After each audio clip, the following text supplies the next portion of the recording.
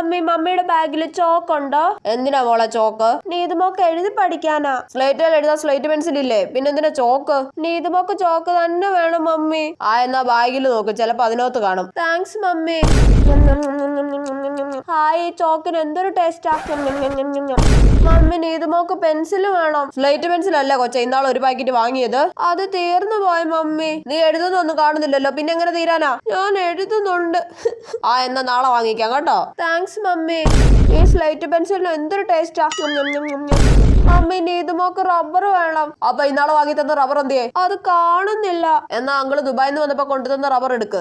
Hi, നല്ല മണമുള്ള rubber. ഇതിന്റെ ടേസ്റ്റ് സൂപ്പർ ആയിരിക്കും. ചിന്നുമോള് സ്ലേറ്റിൽ എന്തെഴുതി പഠിക്കുവാ?